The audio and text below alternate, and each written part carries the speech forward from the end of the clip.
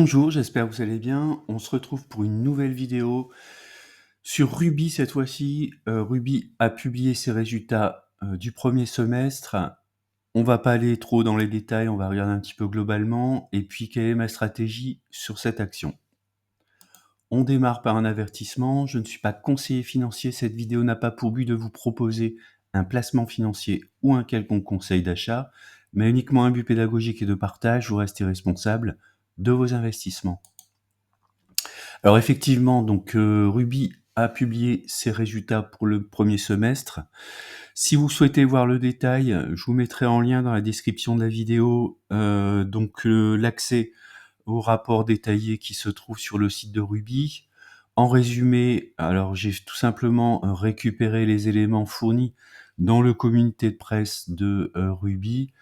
Donc une solide performance opérationnelle après un premier semestre 2023 record, soutenu par une activité toujours soutenue dans les Caraïbes.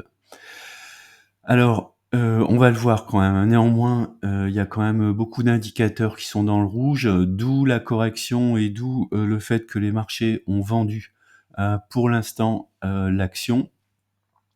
Mais si on regarde, en tout cas, des indicateurs qui, moi, sont des indicateurs que je regarde, c'est notamment la génération de cash flow, parce que j'ai choisi Ruby pour les dividendes, et donc les dividendes ne peuvent être versés ou augmentés que s'il y a notamment du free cash flow qui est au moins en stagnation ou en augmentation.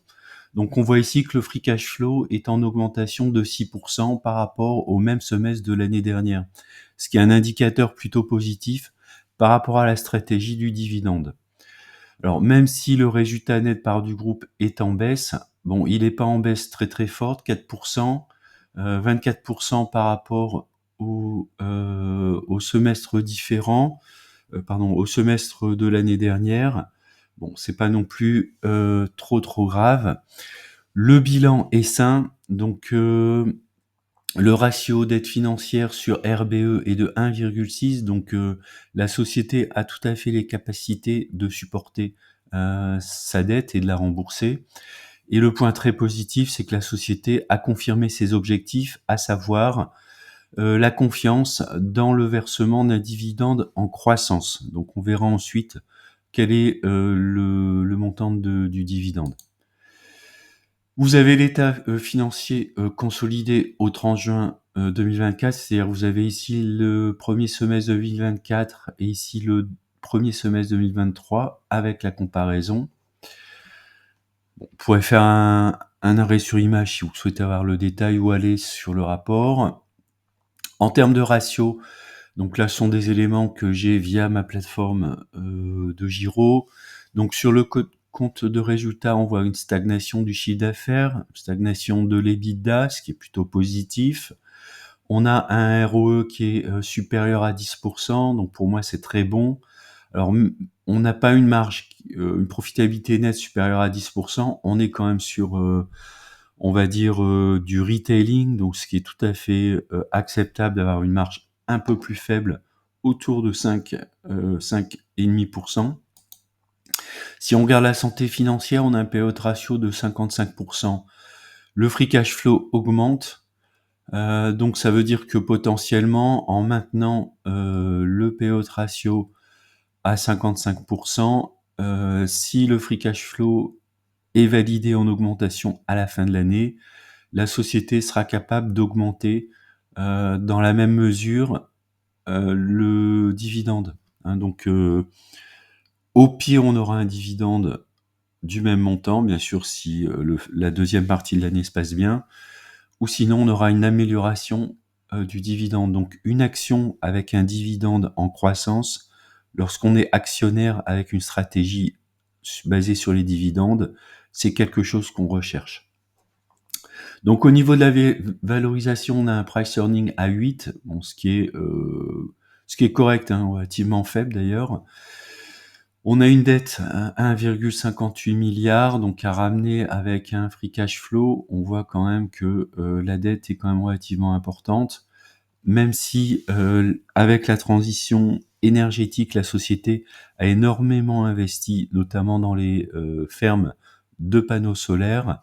Bon, il faut quand même regarder la dette. La bonne nouvelle aussi, c'est potentiellement la baisse des taux d'intérêt qui va également alléger cet aspect dette que peut avoir la société. Alors maintenant, si on regarde l'analyse graphique sur le long terme, pourquoi j'ai choisi Ruby en fonds de portefeuille comme action à dividende? Eh bien, même si depuis quelques années c'est un peu difficile, on voit quand même que globalement sur les 30 dernières années, hors dividende, on a une croissance de 8%. Globalement, c'est la croissance du CAC 40. Si vous ajoutez les dividendes, on va le voir après, on a quand même une très belle croissance de cette société. Chose intéressante également, vous voyez, elle est allée au-delà des moins 2 sigma, c'est relativement rare. C'est ce que je dis toujours quand je fais des vidéos avec une analyse statistique et des écarts types. Le principe des écarts types, c'est que globalement, vous avez 96% d'une distribution qui est, alors peut-être un peu moins, peut-être 90% d'une distribution qui est entre plus 2 et moins 2 sigma. Donc, c'est-à-dire que lorsque vous êtes au-delà des plus 2 sigma ou en dessous des moins 2 sigma, alors bien sûr, hormis le cas où l'entreprise ferait faillite, ce qui est sur le papier tout à fait possible, mais globalement et statistiquement, là, je parle purement de mathématiques, on sait que la valeur a tendance à retourner en fait vers une valeur moyenne. Alors, une valeur moyenne pourrait être entre moins 1 et plus 2 sigma, donc potentiellement, les 37 €, ce serait tout à fait atteignable pour comment dire, l'évolution du cours de bourse. On voit ici, on était à moins 2 sigma, on est bien revenu, on était quasiment à moins 1 sigma, on a replongé. Mais alors même si on tourne autour des moins 2 sigma, avec la croissance du modèle qu'on voit ici, 8%, quelque part la valeur quand même, vous voyez, elle suit en termes de croissance cette valeur du moins 2 sigma. Donc si vous avez un prix de revient qui est relativement bas, même si on est sur des cours, on va dire dans cette zone moins 2 sigma, à partir du moment où elle suit la croissance de son modèle plus la distribution du dividende, pour moi, ça me paraît être quand même une bonne opportunité de détenir l'action Ruby dans son portefeuille. Maintenant, si on regarde l'analyse purement graphique, alors j'ai dessiné ici un range dans lequel elle avait évolué globalement depuis mi-2022 jusqu'à mi-2024. Elle est sortie par le haut, alors avec l'annonce bien sûr de l'entrée au capital de Bolloré notamment. Elle est allée sur le haut ici du range. Alors ce range, j'ai tout simplement pris ce range et je l'ai copié-collé et on voit qu'elle est quand même bien allée au niveau du seuil haut du range. Donc c'était peut-être un moment ici pour alléger ou pour vendre, même si en l'occurrence c'est pas ma stratégie. Je vais garder l'action Ruby sur le très long terme. Là, elle est revenue ici sur le bas du range. Donc deux possibilités, soit on rebondit et on repart vers le haut, soit on sort par le bas, et là, typiquement, une cible pour moi, ce sera le retour autour des 20 €, auquel cas, potentiellement, je pourrais renforcer l'action Ruby sur cette zone des 20 €. Alors, position et stratégie sur Ruby, donc je suis actionnaire de Ruby, donc j'en ai 154 pour un PRU de 27,87, je suis en moins-value de 6,72%. Et le poids dans mon portefeuille, c'est 4%. On voit ici que Ruby est une action à dividende. On voit également que le dividende est en constante augmentation. Donc pour moi, c'est une bonne chose en fait, même si l'action est décriée. En tout cas, elle maintient ses ratios financiers et elle est capable de délivrer un dividende en augmentation avec un PE ratio qui reste tout à fait correct.